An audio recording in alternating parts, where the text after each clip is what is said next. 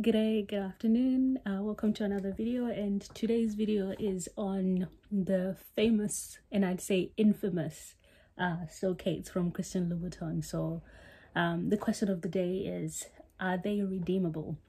And so I'll try and tackle and give my own opinion in terms of that. So yeah, I've got 3 pairs of Christian Louboutin, including my least favorite Christian Louboutin. Oh, I've got 3 pairs of So Kates, I should specify. And this is my least favorite Christian Louboutin shoe. But then you say, why do I have 3 pairs of it?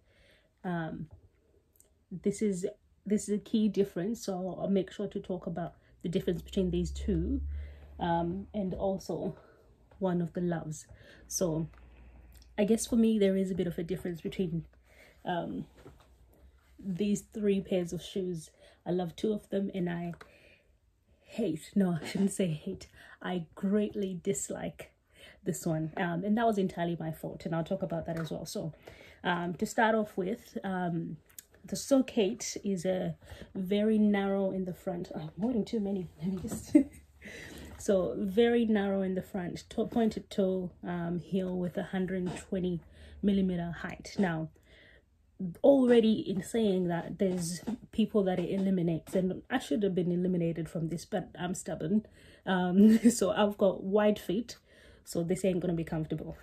Very narrow in the front, and also I think just the way my feet are and the way they're arched, which is not very highly arched, too high.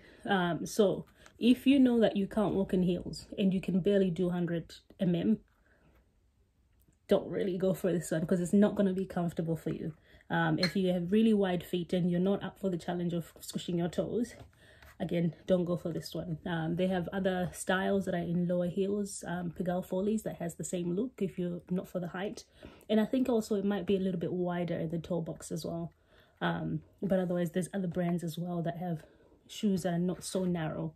Even Christian Louboutin themselves have shoes that are not so narrow. So I suppose the So Kate is for somebody that wants to challenge themselves, and I'm just very stubborn, so I was like, I know they're too high for me, I know they're too narrow for me, I'll give them a try. So that's one part. Now, already I said that already eliminates like half the population. The other thing I want to talk about is sizing, and I think I'll probably flow back and forth between sizing and materials, because that's like 2 points that are the same but also different. So I can talk about the difference between these two. Both of these are a So Kate in black, in a size 39, but I hate sorry, I forgot to say, I greatly dislike this one, and I really like this one. Why? Because of the material, and the material makes the difference. This is a black suede, and I'm a suede person anyway, but this is more iconic as a So Kate black patent. So my mistake was getting in both of these in a 39. All 3 of these are size 39. In the first 2, this one and the purple, I'll put the purple here because too many hands. Right. Okay, so this side is size 39 and it fits fine. This one, because it is patent, it is tight, it does not stretch, so it is not the right size for me. I should have gone up half a size. So any patent shoes that are Christian Louboutin, I think, or just in general, you have to make sure you know what materials do. This will stretch, even this will stretch. This will barely stretch, so if it doesn't fit you comfortably when you initially wear it, that's how it's going to be. So that was my mistake. I bought all of these online on, I think these 2 were eBay and that one was the real. So I couldn't try them on. So yeah, that was my mistake in getting this one a half size too small, because it is just uncomfortable. I can barely stand in this. It is how it is. And then add the factor of the height and the pointed toe. I can't walk in this, and I rate this, if I'm gonna be kind, 2 out of 10 for comfort. Okay, so that's this one. Beautiful shoe, and I've got them worn. My sister's a little bit more comfortable because she has a really good arch, so she can walk in really high heels, no problem. and also she has narrow feet, so she can walk in this no problem. So that's that one. That's my problem. So I covered sizing. I know a lot of people say, oh, go up, but I think it's, you kind of have to know the style of shoe first, and you have to be able to try it on at some point if you can, or if you want to risk it and then you find out.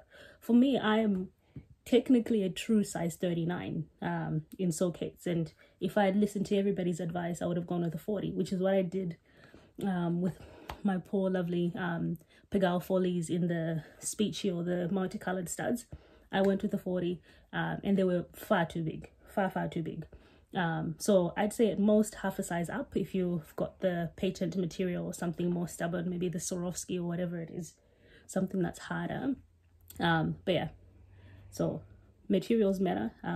Yeah, and knowing your size matters. Sorry, it just the difference between these two, to any same person, this looks like the same shoe. But for me, no. I got these and then I was like, hell to the no, and I wanted to sell them. My sister was like, don't you dare, because again, they're comfortable for her. So then I got these and I say they're comfortable, but if you remember what I said before about me not having the right kind of feet, that they don't really arch, and I don't really walk that well in super high heels, even though I'm very stubborn. I can't walk properly in these. I will try and you will see me walking, stumbling like a duck in these. So I give it a try, and I think it's more for practice makes perfect.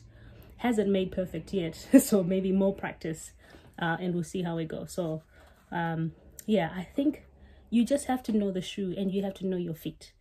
If you can't walk in super high heels, don't really go for it.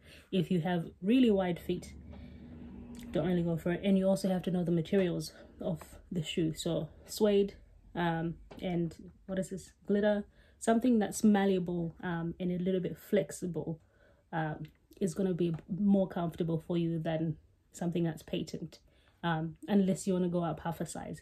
So I guess it's more so in all of that rambling, I think it's more so knowing which shoe to get and if they suit you or not. You can be like me and still be stubborn and still try and wear them, so they will never be 10 out of 10 comfort, but they're certainly more comfortable than 2. They're probably at the 4 and 5 stage just because they're too high for me, but I'll practice. All shoes were too high for me at some point, so that's my inspiration, that's my motto. I'll get there. But yeah, I think there is something redeemable about this shoe. And clearly you see a lot of celebrities wearing this shoe on the red carpet. I don't know if they're still doing that now, because I know the trends are now into mules and things like that. But they've been wearing them and they look okay. They don't look like they're suffering, or maybe they're great actresses. But yeah, I think there is some redeemable qualities about this shoe. And if you're, I would say, what's the right word? Not medium, like the super expert. If you're an expert heel wearer, this won't be too much of a problem for you. But yeah, maybe if you're on the low, very not expert, I don't know the right word for it, but maybe don't go for these. So if you're moderate to expert, medium to expert, whatever the right phrasing is, maybe you can attempt these, knowing your feet and knowing the shoes and the materials. I think you can sort of get away with these. And these might be a dinner shoe, sit down for a long time, or these might be like an evening event kind of thing where you do have moments that you can sit down and you don't have to walk for hours and hours. So yeah, that is my very long rambling on trying to redeem the So Kate. Watch this space. Maybe in 5 years time I'll be like, I can finally walk in these. But yeah, thanks for watching. And I think beautiful shoes, yeah, just needs the right person and right fit. All right, thanks for watching. See you in the next video.